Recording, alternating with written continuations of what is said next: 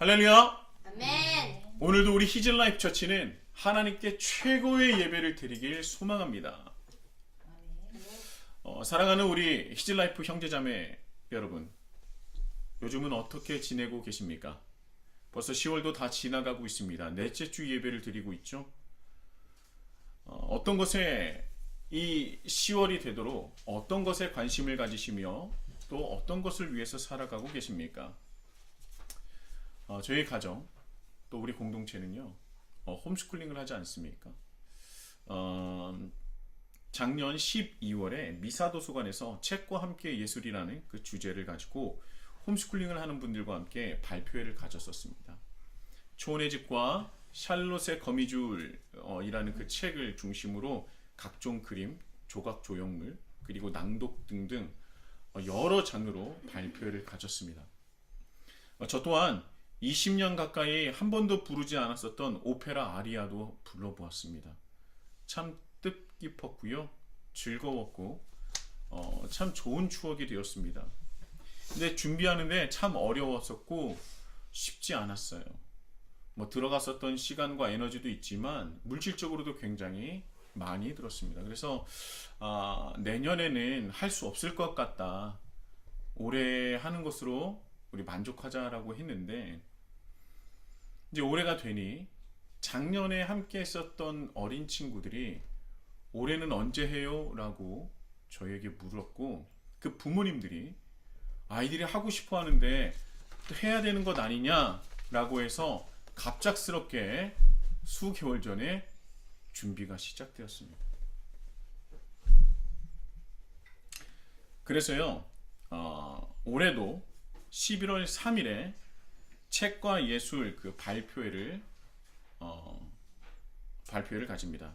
이번에는 작년에는 미사도서관에서 했다면 이번에는 광주 청소년 수련관 그 공연장에서 발표를 가지는데요. 이번에는 공연 중심으로 발표회를 합니다.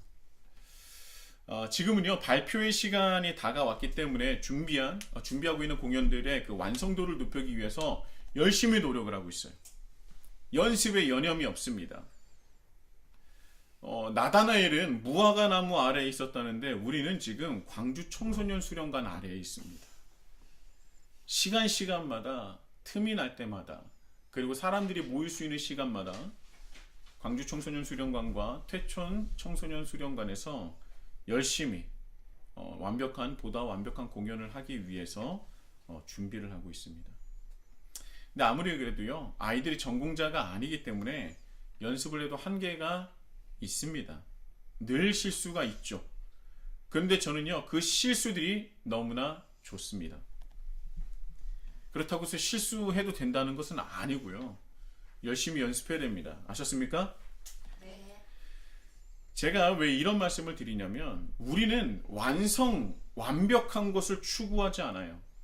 그러나 완벽하게 노력하는 것을 추구합니다. 그러니까 최선을 다하는 것을 추구하는 거예요. 그것에 얻어지는 결과가 어찌 됐든 우리는 어느 순간이든지 최선을 다한다면 그 최선을 다한 우리의 한 가지 한 계단은 점점 쌓이게 될 것이고, 나중에는 상상할 수조차 없는 놀라운 성장을 이루는 아이들과 또 우리 공동체가 될 거라고 분명히 저는 믿습니다. 최선을 다하는 게 중요한 거예요. 그래서 최선을 다할 때 실수하더라도 그래서 실수가 너무나 예뻐 보이는 겁니다. 최선을 다하지 않고 장난치면서요 놀면서 하는 실수는요 욕먹어도 쌉니다.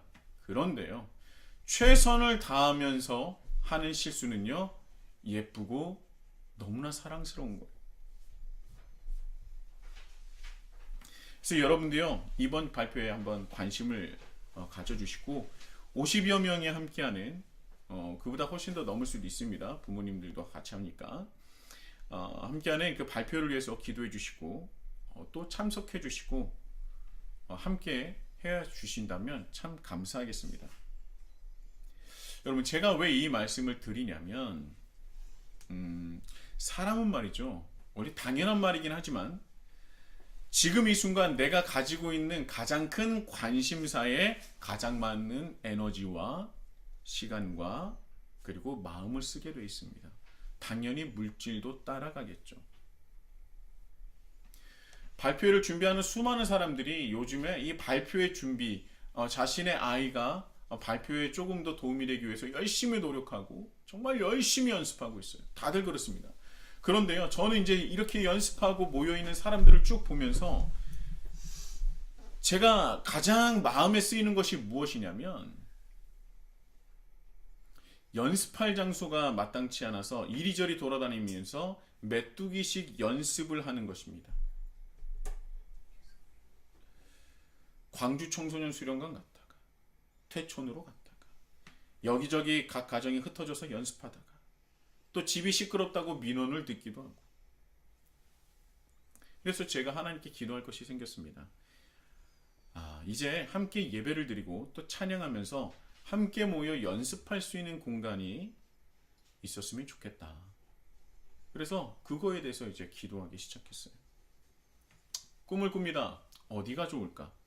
규모는 어느 정도여야 할까? 그렇다면 내가 준비해야 될 것은 무엇이고 또 언제가 좋을까? 거의 모든 생각이 저는 거기에 맞춰져 있는 것 같아요.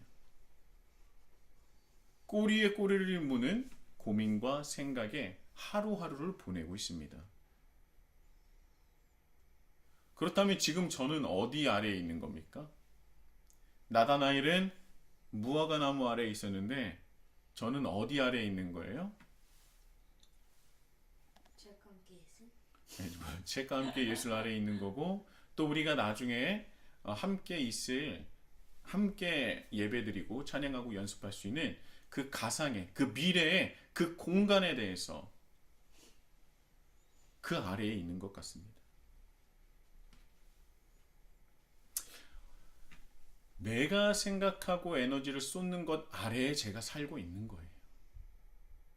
어쩌면 당연한 말이지만, 그러나 때로는 그렇다면 지금 내가 생각하고 있는 내 위에 있는 것이 무엇인가를 한번 떠올려 보는 것이 중요하지 않을까요? 왜냐하면 내가 어떤 것에 지배를 받고 있는지를 되돌아봐야 하기 때문입니다. 나다나엘은요, 무화과 나무 아래에 있는 것을 보신 예수님의 말씀 그 한마디에 예수님이 자신들이 그렇게 기다리고 기다렸었던 메시아임을 단번에 깨달았습니다. 무화과 나무 아래에 있었다는 것이 자신의 모든 것을 말해 주었기 때문입니다. 한마디를 들으니까 10가지를 깨닫게 된 거예요. 제가 그래서 지난주에 2가지를 말씀드렸습니다. 무화과 나무 아래에 있다는 의미가 무엇인지 2가지를 말씀드렸어요.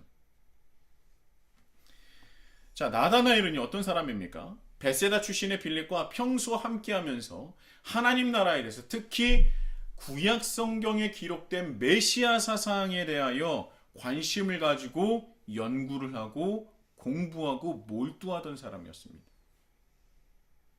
그런데요, 여기서 끝이 아니라 그 성경을 통하여 하나님의 뜻을 구하고 내가 연구했더니 내가 이렇게 살면 안 되겠구나를 깨달았던 것 같아요.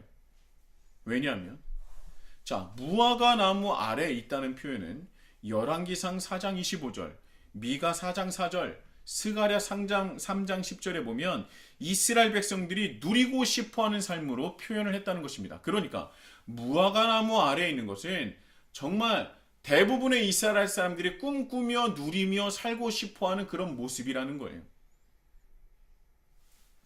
이스라엘 백성들이 늘 가지고 싶어하고 꿈꾸던 것이 뭐라고 했습니까? 베세다 출신. 땅이죠. 땅이었어요. 그들은 땅을 가지고 싶어 했습니다. 왜? 하나님께서 나에게 주신 것이기 때문에. 젖과 꿀이 흐르는 땅에서 첫 번째로 하나님께서 허락하신 것이 무엇이냐? 바로 내가 거할 땅이었어요. 그래서 하나님께서 주신 그 땅이기 때문에 그 땅에 대한 그 사랑과 관심과 이 모든 것이 자기들에게 있었던 거예요. 그런데 이 당시에 수많은 사람들은 땅을 빼앗겼다고 말씀드렸죠. 상위 10% 사람이 이스라엘 전역의 70%의 땅을 가지고 있었던 것입니다.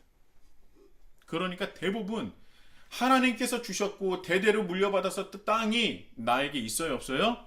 없어요. 그래서 그 누구도 정말 대부분의 사람이 무화과 나무의 아래에 있기를 원했던 겁니다.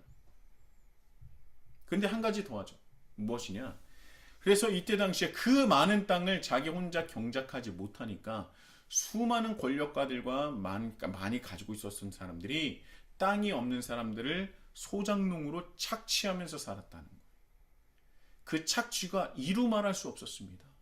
로마에다 내는 세금뿐만 아니라 지주들에게 주는 세금을 감당하지 못해서 그들은 안식일조차 쉬지 못하고 늘 일할 수밖에 없었던 상황이었던 겁니다.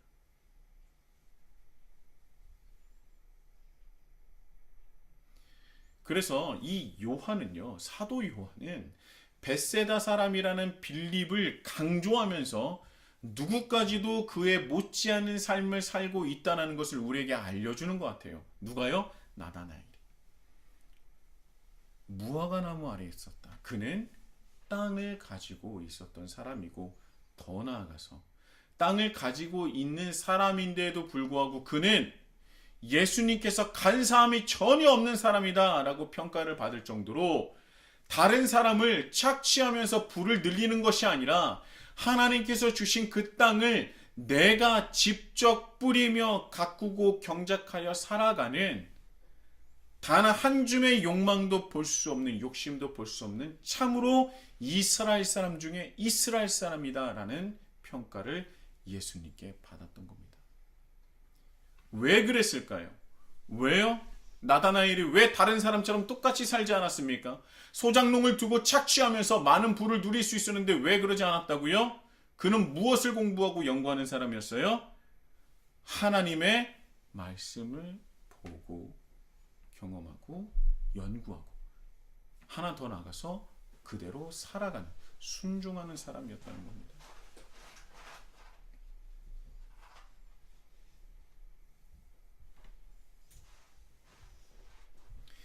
이때 당시에요, 수많은 사람들은요, 땅 있고 권력 있는 사람들은요, 그것이 자기 이렇게 누리는 모든 것들이 하나님이 주신 복이라고 합리화했어요. 그리고 땅을 빼앗긴 이들에게 하나님의 뜻인 희년, 즉 내가 받았었던 그 땅을 희년 50년 되는 때에 다시 그 주인에게 돌려주어야 되는데 그것을 따르지 않으면서 오히려 땅을 빼앗긴 이들이 율법을 지키지 않고 안식일도 지키지 않아서 너희들은 그렇게 부족하게 살 수밖에 없어. 그 너희들의 능력이야. 그렇게 하면서 착취하면서 자신의 죄를 합리화하고 상대방에게 오히려 그 죄를 묻고 잘못을 묻고 상대방을 무시하며 비판하며 살아왔던 것입니다. 그래서 예수님께서 보시기에 이 나다나엘이 너무나 귀하게 보였던 거예요. 그리고 나다나엘은 예수님을 만나기 전에 내가 이렇게 사는 것이 하나님 나라를 확장하는 것이고 하나님을 믿는 사람이다라는 것은 다른 종교 지도자를 보면서 나는 저렇게 살면 안 돼.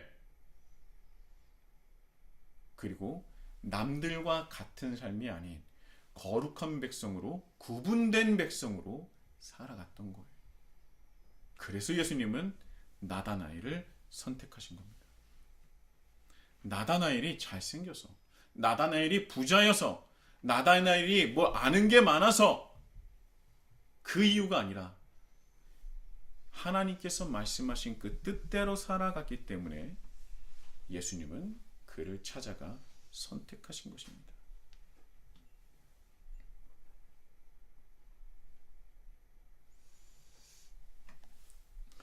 그래서요, 예수님은 나다나엘을 만나 그를 부르신 것입니다.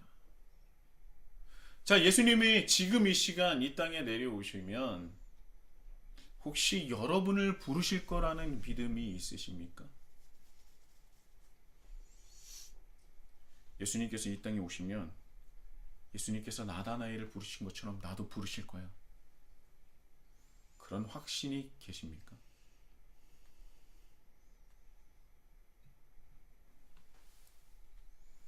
우리의 믿음을 되돌아봐야 합니다. 그건 저도 마찬가지예요. 저도 이 설교를 준비하면서 제 스스로를 돌아봅니다. 정말 지금 이 시기에 예배를 드리는데 갑자기 예수님께서 이 땅에 내려오셨대요. 그럼 나를 부르실까? 그래서 스스로 저를 다시 되돌아보고 오늘도 다시 한번 하나님 나라를 위해서 걸어가고자 결단하고 순종의 길로 걸어가겠노라고 다시 한번 다짐하는 것입니다.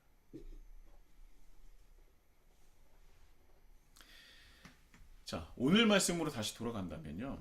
오늘 말씀은 무화과 나무 아래에 있었다는 말을 듣고 놀라며 와, 과연 내가 기다리던 메시아시구나. 예수님이 바로 내가 기다렸던 메시아구나 라는 것을 나다나엘은 깨달은 거예요. 그런 감탄 섞인 나다나엘의 고백에 이은 예수님의 대답이 바로 오늘 본문의 말씀입니다. 이런 말씀을 하시는 것 같아요. 나다나엘아, 이것 가지고 놀랄 필요 없다. 내가 너 무화과 나무 아래에 있었다는 그 말을 듣고 넌 이렇게 놀라느냐? 그건 놀랄 필요도 없다.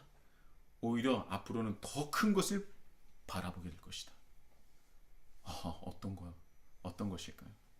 뭘까요? 이런 것에 놀라지 말아라. 더 큰 것을 이룰 것이고 더 큰 놀라움과 경이로움이 있을 것이다. 이런 말씀을 한 것 아니겠습니까? 자, 그래서 예수님의 말씀은요. 이 나다나엘이 처음에 놀랐을 거 아니에요. 내가 무화과 나무 아래 있었다고? 나의 모든 것을 다 아시는 분이네. 내가 이렇게 살아가고 있는 것, 내가 왜 이렇게 살아가고 있는지, 내가 세상을 닮지 않으려고 노력하는 모든 것들, 이 모든 것을 예수님께서는 다 아시네. 그런데 이것보다 더 대단한 것이 있다고? 나다나엘 마음속에 무엇이 생겼겠어요? 호기심과 기대감이 생겼겠죠. 기대감이 생겼겠어요. 누구에게요? 누구를 향한? 예수님을 향한 기대감이 점점 커졌을 거예요. 막 고조됐을 겁니다. 그런데요, 요한복음의 특징이 있어요. 오늘 말씀에 요한복음에 나오는 특징 중에 특징이 있는데 그것이 무엇이냐? 요한복음은 다른 복음서와 달리 예수님의 말씀에 한 가지를 더합니다. 그것이 바로 진실로 진실로입니다. 자, 다른 복음서에서는요, 진실로 너에게 이르노니 라고 말씀을 하는데요, 한 번 사용해요. 그런데 요한복음만이 진실로 진실로 이렇게 두 번을 반복하여 강조합니다. 자, 이 진실로라는 말씀의 헬라어는요, 우리가 잘 알고 있는 말입니다. 우리가 기도할 때 늘 하는 말이에요. 어떤 말일까요? 우리가 기도할 때 무조건 할 수밖에 없는 거예요. 진실로 진실로. 찍는 것 같으니까 모르니까 넘어갈게요. 자, 아멘입니다. 아멘, 아멘 레고. 내가 진실로 진실로 너에게 이르노니. 아멘, 아멘 레고. 예수님의 진심이 담겨있는 말씀이에요. 내가 진실로 진실로 너에게 말한다. 자, 예수님의 진심이 담긴 그 말씀은 어떤 것일까요? 하늘이 열린다고 표현을 하십니다. 자, 오늘의 말씀을 한 번 더 봉독해 볼까요? 우리 다 같이 한번 한 목소리로 읽어보도록 하겠습니다. 51절입니다. 1장 51절. 시작. 또 이르시되 진실로 진실로 너희에게 이르노니 하늘이 열리고 하나님의 사자들이 인자 위에 오르락내리락 하는 것을 보리라 하시니라. 아멘. 자, 여기에 정말 놀라운 하나님의 말씀이 가득 담겨 있어요. 하나로만 해도 설교가 정말 몇 설교가 나올 것 같은데 오늘은 그냥 일단 먼저 간단하게 말씀을 드리도록 하겠습니다. 어떤 분이 그러더라고요. 아직도 1장이냐고. 아직도 1장이라고. 이제 1장이 끝납니다. 그래서 넘어가려고 해요. 자, 하늘이 열릴 것이다 라고 말씀합니다. 내가 진실로 진실로 너에게 이르노니 이제 하늘문이 하늘이 열리게 될 것이야. 자, 그렇다면 지금은 어떤 상황이라는 겁니까? 지금 우리의 상황은 어떤 상황이에요? 하늘이 닫혀 있는 상황이라는 거예요. 자, 그렇다면 하늘이 닫혀 있는 것을 닫혀 있다는 것은 어떤 것을 뜻하는 겁니까? 자, 여러분 구약 성경에 가장 마지막 기록되어 있는 책이 어떤 말씀이죠? 요한계시 아니 구약 성경이야. 말라기. 말라기 하면 진짜 마지막일 것 같지 않습니까? 말라기 뭐 마지막 말라기. 저는 그렇게 외웠어요. 말라기가 구약 성경에 실제로 가장 뒤에 위치해 있지만 실제로도 가장 나중에 기록된 말씀입니다. 그리고 나서 신약 성경에 가장 먼저 기록되어졌다고 알려져 있는 마가복음이 기록되기까지 그 사이에 몇 년간의 기간이 있었을까요? 모르겠어요. 400년 400년? 정도? 500년. 선물을 안 걸은 것이 다행이라고 생각합니다. 어떻게 찍어도 맞히는지 400년입니다. 이것을 신구약 중간기라고 얘기를 하는데요. 선물을 걸었으면 큰일 날 뻔했어요. 아이고 가슴이 그냥 쓰러져 내리는데. 자, 여러분 생각해 보신 적이 있습니까?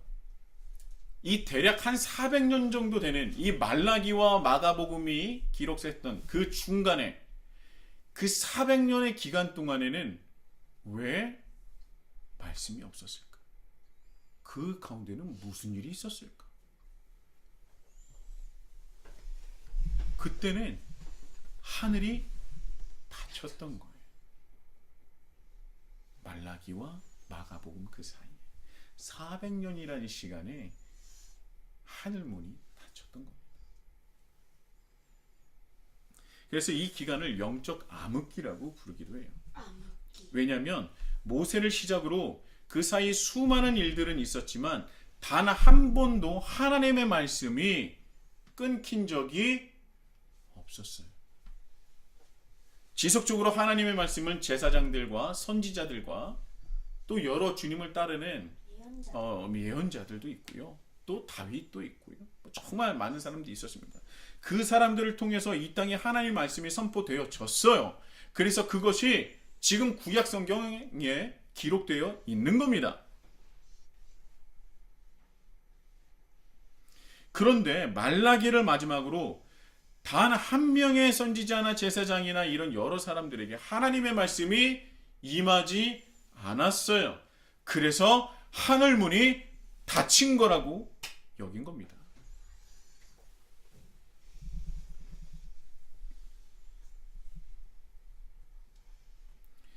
그리고 그 400년 동안요, 어떤 일이 있었느냐?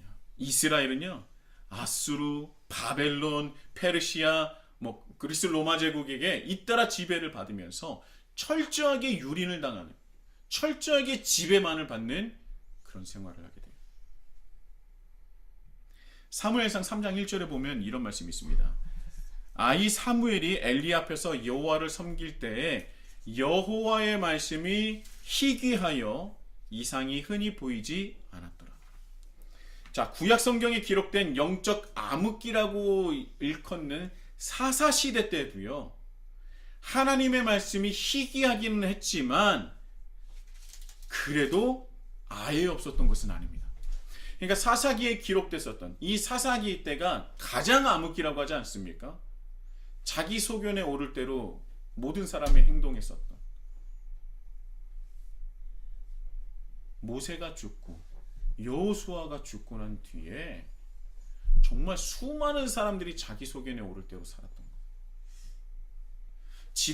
영적 지도자가 사라지니까 자기 멋대로 자기가 하고 싶은 대로 내 뜻이다라고 하면서 그렇게 살았습니다. 그래서 사사기 시대 때는요, 너무나 힘든 시기를 겪었어요. 이스라엘 백성 수많은 이방 민족들에게 침략을 당하고 빼앗기고 침략당하고 죽고 그랬던 영적 암흑 시기 때보다 그 이후에 말라기와 마가복음 사이의 400년 기간은 더 심했던 겁니다. 하늘 문이 닫힌 거예요.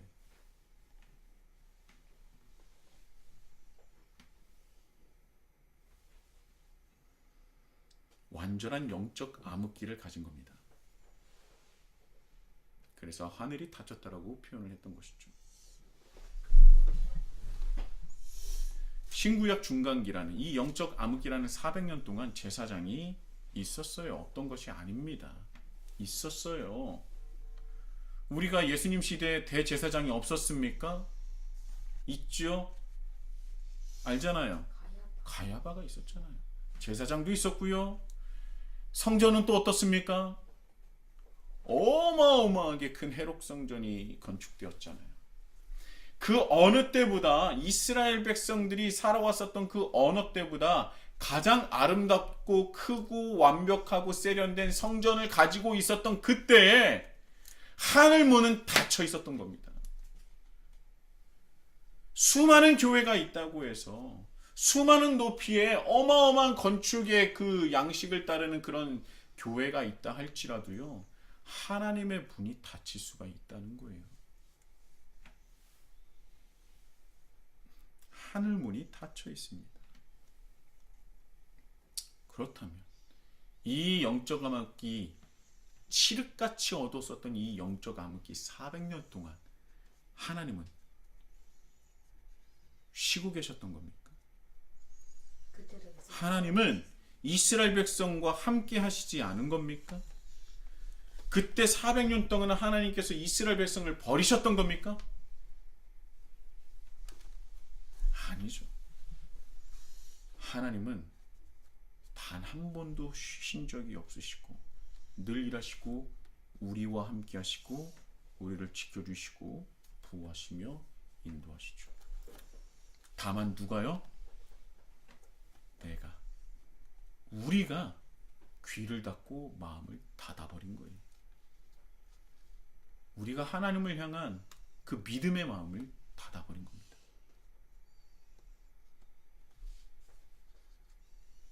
하나님의 말씀이 임하지 않는 것, 하늘이 닫힌 것은 하나님이 우리를 찾지 않는 것이 아니라 우리가 하나님을 찾지 않는 것입니다. 이스라엘 백성들은 하나님을 찾았지만 찾지 않았던 거예요. 이 말이 무엇이냐면 그들이 찾은 하나님은 그들이 원래 섬겼었던 그 하나님이 아니었던 겁니다. 그들이 찾았던 하나님은 그들이 믿고 따르는 그 섬겼던 하나님이 아닌 자신이 원하는 하나님, 자신의 뜻을 들어주는 하나님, 자신이 바라는 모양의 하나님을 찾았던 거예요. 하나님 어서 와서 이방 민족을 빨리 엎어져 주시옵소서. 저것들이 저 성전을 저렇게 파괴하고 있지 않습니까? 하나님은 어떻게 저 성전이 파괴되는 것을 지켜보고 계십니까? 빨리 오셔서 저들을 멸해야지요. 뭐는 안 하고요? 자기 스스로는 돌이키지 않으면서. 그러니까 하나님이 옆에 계셔도 하나님이 그들과 함께 하셔서 그들은 하나님을 느끼지도 못했고 듣지도 못했고 보지도 못했던 겁니다.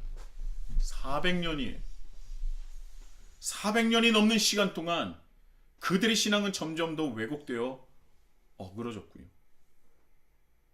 그래서 제가 늘 비판해 왔었던 종교 지도자들과 권력자들이 로마와 결탁하여 어떻게 세속적으로 변했는지를 제가 말씀드리고 있지 않습니까? 그리고 그들은 늘 안식일에 맞춰서 하나님께 예배를 드리고 또 절기에 맞춰서 제사를 드리고 겉모형으로 봤을 때는 그 어느 때보다도 휘황찬란한 어마어마한 규모를 자랑하는 성전을 가지고 있었던 시기라는 겁니다. 그러나 하늘문은 닫혀 있었던 것이죠. 그런데 하나님은 일을 멈추시지 않았습니다. 그때 누구를 찾느냐? 하나님의 뜻을 받들 그 한 사람을 찾고 계셨어요. 그 사람이 바로 세례 요한이었던 겁니다. 그래서 그가 하늘문이 열리는 하나님의 음성을 듣고 광야에 외치는 소리가 되어서 저 앞에 있는 종교 지도자들과 수많은 권력자들을 향해서 비판하며 회개 각성 운동을 일으켰던 거예요.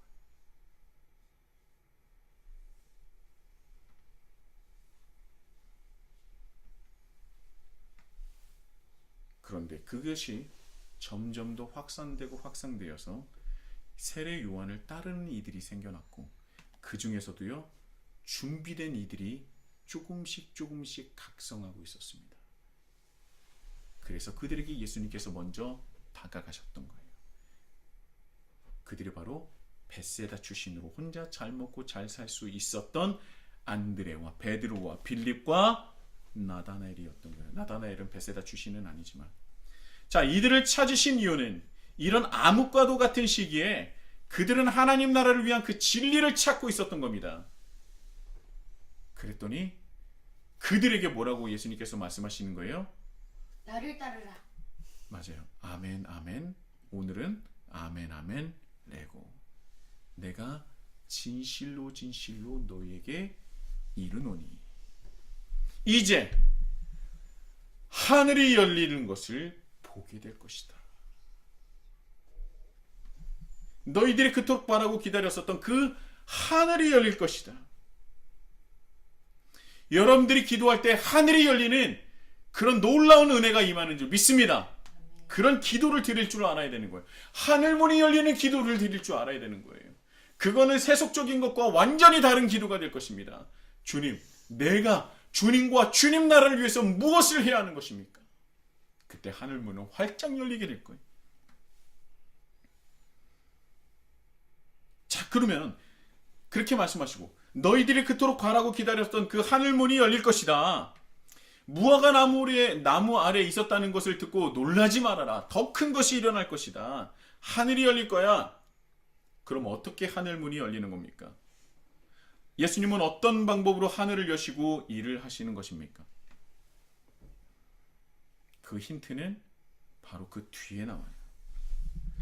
1장 51절 후반부의 말씀을 제가 한번 읽어볼게요. 하나님의 사자들이 인자 위에 오르락 내리락 하는 것을 보리라 하시니라. 자,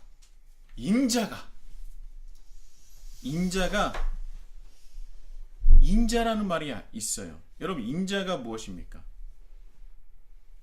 가진 사람. 인자, 사람 인자, 아들 자자. 그 말 그대로 사람의 아들이죠.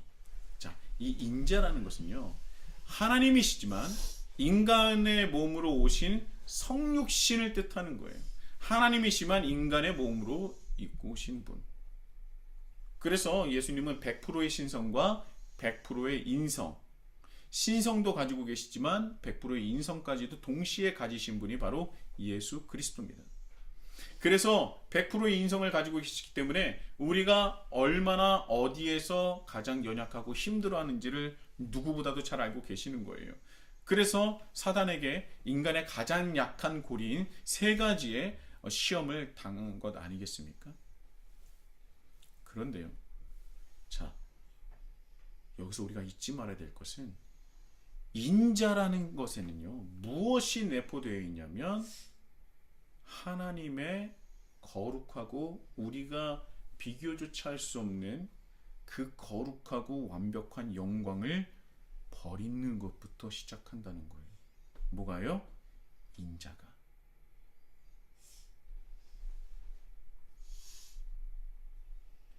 인자라는 것은 요한복음에 12번 언급되는데요. 요한복음에 나오는 12번의 인자는 곧 무엇을 의미하냐면 다른 것이 아니라 예수님의 고난, 그 십자가의 길을 걷는 것을 뜻해요. 그러니까 요한복음에 나오는 인자가 라고 말을 한다면 예수님이 걸어가야 될 그 십자가 고난의 길을 뜻하는 겁니다. 그러니까 여러분들이 성경을 읽다가 인자가 나왔다, 요한복음에 인자가 나왔다, 그럼 그것이 무엇을 뜻한다고요? 고난의 길이에요. 더 나가서 고난의 순종이라고 볼 수 있습니다. 고난의 순종. 예수님께서 이 땅에 오신 이유, 하나님 나라를 이루실 방법은 바로 예수님이 하나님 나라를 이루시는 방법은 다른 것이 아니라 고난에 대한 순종이었어요. 그것은 하나님의 영광을 버리는 것부터 시작합니다. 그것이 바로 인자예요. 그래서 인자가 스스로를 인자로서 지칭하실 때 하나님의 영광을 버리는 것을 시작하여 고난의 순종을 뜻하는 겁니다. 고난의 순종으로 무엇을 이루시느냐? 하나님 나라를 이루시는데 깨어진 이 땅을 다시 세워가는 겁니다. 어떤 방법으로요? 자신의 피로, 자신이 겪는 고난으로, 자신의 몸을 속죄제로 드리는 십자가 보혈을 통하여 하나님 나라를 다시 재건하고 시작하신다는 거예요. 하늘이 열리는 것은 예수님의 고난의 순종으로 이루어지는 거예요. 자, 인자 위에 오락내리락 하는 표현은요, 창세기 28장에 야곱의 사다리를 연상케 합니다. 야곱의 사다리가 뭐예요? 야곱이 야- 손대본 네, 야곱이 그 형 에서를 피해서 바단 아람으로 도망가고 있는데 너무나 지쳐가지고 자신의 처지가 너무나 비관적이니까 너무나 피곤하니까 잡니다. 잘 때 꿈속에서 사닥다리가 땅 위에 있고 하나님의 사자들이 그 위에 오르락내리락 하는 것을 보게 돼요. 그리고 갑자기 여호와의 사자들이 오락내리락 하는 것을 보다가 갑자기 여호와 하나님이 나타나서 그 사다리 위에서 이렇게 말씀하십니다. 나는 너의 조부 아브라함의 하나님, 이삭의 하나님이다. 내가 누워있는 땅을 내가 너의 자손에게 줄 것이다. 내가 너와 함께 있어 네가 어디로 가든지 내가 너를 지키며 너를 이끌어 이 땅으로 다시 돌아오게 할 것이다. 이 땅으로. 네가 지금 누워있는 땅으로. 그래서 비관에 쩌들어 있고 패배의식이 쩌들어 있었던 야곱이 소망을 가지게 됩니다. 그리고 하나님이 나와 함께 하심을 경험하게 되고 그곳의 이름을 베델이라고 말하는 거예요. 그래서 이 창세기 28장에 나오는 야곱의 사닥다리는요, 똑같이 오락내리락 하지만 여기서 나오는 하나님의 사자 야곱, 하나님의 사자는 야곱을 지켜주는 존재예요. 야곱을 지켜주는 존재, 보호하는 존재예요. 그런데요, 오늘 말씀에 나오는 51절의 하나님의 사자는 예수님이 걸어가야 될 그 고난의 길을 돕는 자들입니다. 그래서 야곱과 예수님을 대비시키는 거예요. 야곱을 보호하셨지만 이제 하나님 나라를 재건하기 위해서 무엇이 필요하다고요? 고난의 순종이 필요한데 내가 그 고난의 순종의 길을 돕겠다. 그게 바로 오늘 말씀 51절의 말씀입니다. 여러분 성경을 읽으시다가 인자라는 표현을 보게 되면 한 가지를 떠올리십시오. 바로 고난의 순종입니다. 그 고난의 순종을 이룰 때 하나님 나라가 확장되는 것입니다. 여러분, 하나님 나라를 어떻게 내가 이룰 수 있습니까? 확장할 수 있겠습니까? 라고 물어보신 분이 정말 많아요. 근데 이 시간 제가 그 답을 알려드리겠습니다. 여러분, 고난의 순종의 길을 걸으십시오. 하나님 나라를 위해서. 그것이 바로 하나님 나라를 확장하는 길입니다. 여러분, 세상 살아가는 데 있어서요, 우리가 이해 안 되는 일들이 정말 얼마나 많은지 모릅니다. 요즘은 정치도 이해가 안 되는데, 정치는 원래 잘 이해가 안 됐죠. 근데 정치뿐만 아니라 내가 사랑하고 내가 알고 있었고 나와 관계 맺었던 사람도 이해가 안 될 때가 너무나 많아요. 이해가 안 됩니다. 아니, 이성적으로 어떻게 그렇게 판단할 수가 있지? 저 사람은 이성이 말랐나? 그런데요, 곰곰이 생각합니다. 내가 그리스도인으로서 어떻게 선택해야 될 것인가? 내가 이성적인 판단을 어떻게 하나님 나라를 확장하는 데 사용할 것입니까? 그때 예수님께서 우리에게 가르쳐 주신 것은 바로 고난의 순종이라는 거예요. 예수님께서 보여주신 그 길을 같이 걷는 것이죠. 하나님 나라는 거저 확장되는 것은 아닙니다. 여러분, 순종은요 반드시 고난이 수반됩니다. 순종은요 고난이 있을 수밖에 없어요. 왜? 세상은 깨어졌으니까. 말라기 이후에 400년 동의 시간 동안 이스라엘 백성들은 순종하지 않았습니다. 그래서 더더욱 그들은 수많은 열강들에게 핍박을 받고 착취를 당할 수밖에 없었던 거예요. 그러나 400년 뒤 그 고난의 순종을 받드는 이들이 모여서 예수님께서 그들과 함께 강림하셔서 그들과 함께 하나님 나라를 다시 시작한 것입니다. 세상을 따르지 않고 오직 하나님을 따르며 섬길 때 하나님 나라는 이루어지는 것입니다.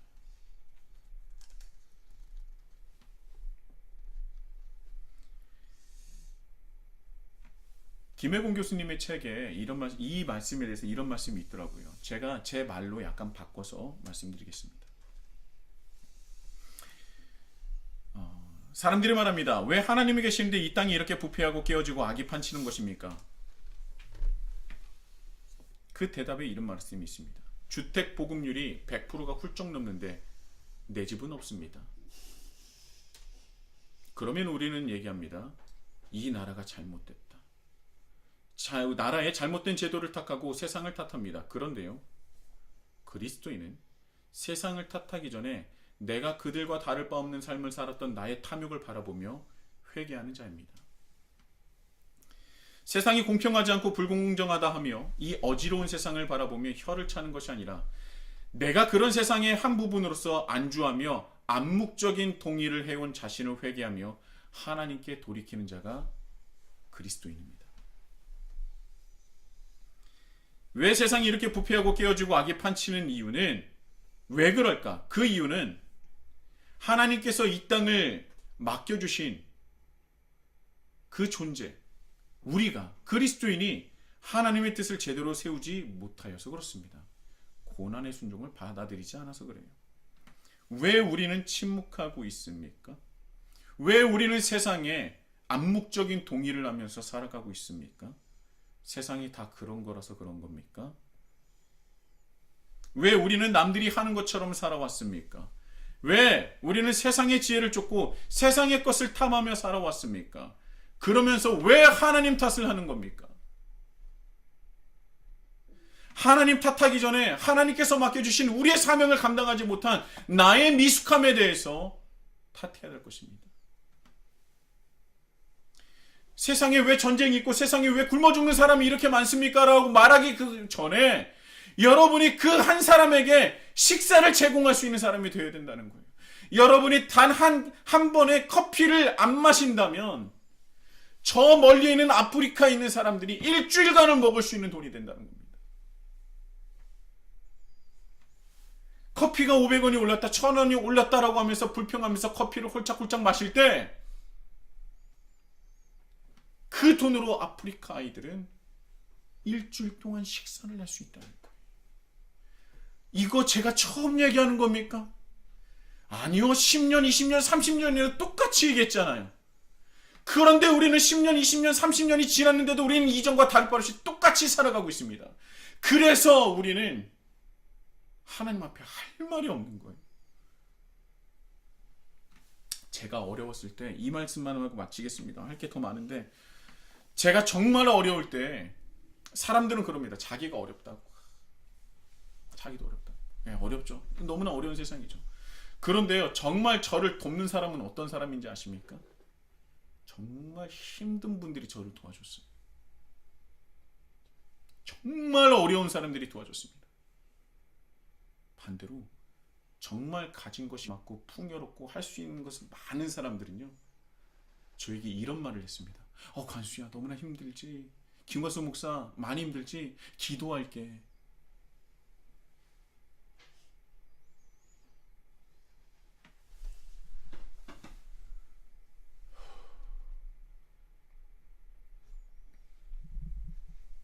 그리고 제 앞에서 다른 어떤 단체에다가 자기 교회가 이만큼의 금액을 헌금했다고 자랑을 하더라고요.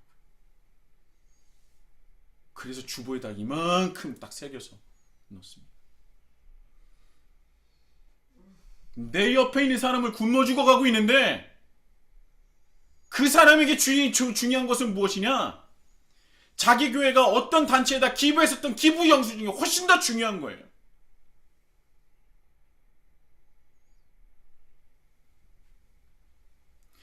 지금 우리나라의 교회가 너무나 크고 너무나도 완벽하고 너무나 세련되고 그 어떤 때보다 높고 정말 대단합니다.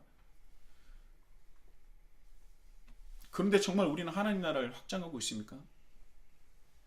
정말 고난에 순종을 하고 있습니까?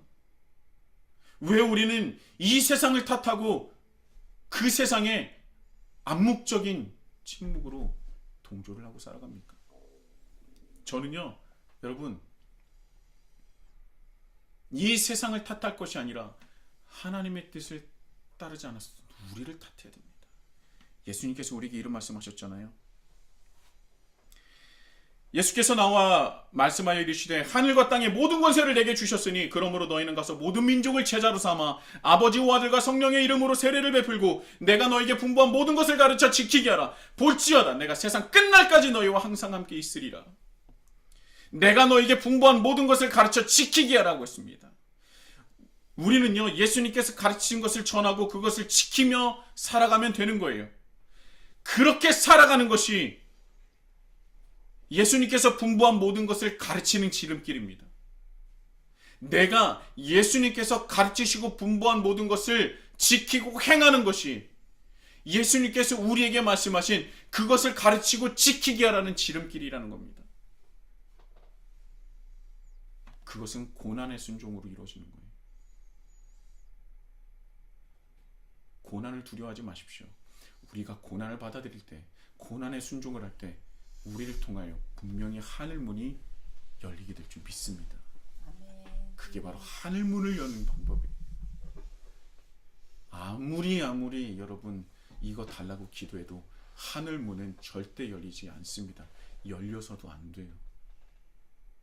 오직 고난의 순종으로 이루어지는 예수님께서 가르치고 지키게 하라는 그 분부를 받들 때, 그리고 그것을 위해서 기도할 때 분명히 하늘문이 열리고 우리를 통하여 고난의 순종으로 하나님 나라가 확장되는 줄 믿습니다.